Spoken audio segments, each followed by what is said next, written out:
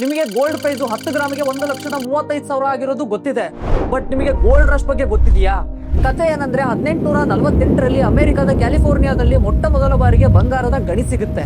ಈ ಬಂಗಾರದ ಗಣಿ ಸಿಕ್ಕ ನ್ಯೂಸ್ ಬಂದ ತಕ್ಷಣ ಅಮೆರಿಕದ ಬೇರೆ ಬೇರೆ ಪಾರ್ಟ್ಸ್ ಅಲ್ಲಿರೋ ಮೈನರ್ಸ್, ಟ್ರೇಡರ್ಸ್ ಎಲ್ಲರೂ ಕೂಡ ಕ್ಯಾಲಿಫೋರ್ನಿಯಾಕ್ಕೆ ಓಡಿ ಬರ್ತಾರೆ.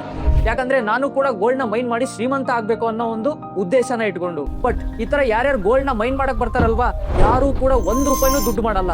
ಇಲ್ಲಿ ದುಡ್ಡು ಮಾಡಿದವ್ರು ಯಾರು ಅಂದ್ರೆ ಈ ತರ ಗೋಲ್ಡ್ ಮೈನ್ ಮಾಡಕ್ ಬಂದಿರ್ತಾರಲ್ವಾ, ಅವ್ರಿಗೆ ಸಲಕೆ, ಗುದ್ಲಿ, ಊಟ, ಬಟ್ಟೆಗಳನ್ನ ಸೆಲ್ ಮಾಡಿದವರು ಹೆವಿ ದುಡ್ಡು ಮಾಡ್ತಾರೆ.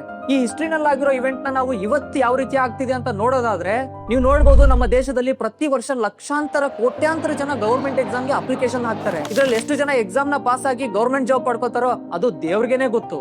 ಬಟ್ ಇವ್ರಿಗೆಲ್ಲ ಅಪ್ಲಿಕೇಶನ್ ಹಾಕೋ ನೆಟ್ ಸೆಂಟರ್ಗಳು, ಇವ್ರಿಗೆ ಎಕ್ಸಾಮ್ಗೆ ಓದೋಕೆ ಬೇಕಾಗಿರೋ ಬುಕ್ ಗಳನ್ನ ಸೆಲ್ ಮಾಡೋರು, ಎಕ್ಸಾಮ್ ನಡೆಸೋ ಸೆಂಟರ್ಗಳು ಅಷ್ಟೇ ಯಾಕೆ, ಈ ಎಕ್ಸಾಮ್ಸ್ ಗಳಿಗೆ ಕೋರ್ಸ್ ಗಳಿರ್ತವೆ. ಇದೆಲ್ಲದಕ್ಕೂ ಮೇಲಾಗಿ ಈ ಟೀಚರ್ಸ್ ಗಳು ಈ ಎಕ್ಸಾಮ್ ಗಳಿಗೋಸ್ಕರ ಕೋರ್ಸ್ ಮಾಡಿ ಒಳ್ಳೆ ದುಡ್ಡು ಮಾಡ್ತಾರೆ. ಇದ್ರ ಬಗ್ಗೆ ನಿಮ್ಮ ಅಭಿಪ್ರಾಯ ಏನು? ಕಮೆಂಟ್ ಸೆಕ್ಷನ್ ಅಲ್ಲಿ ತಿಳಿಸಬಹುದು.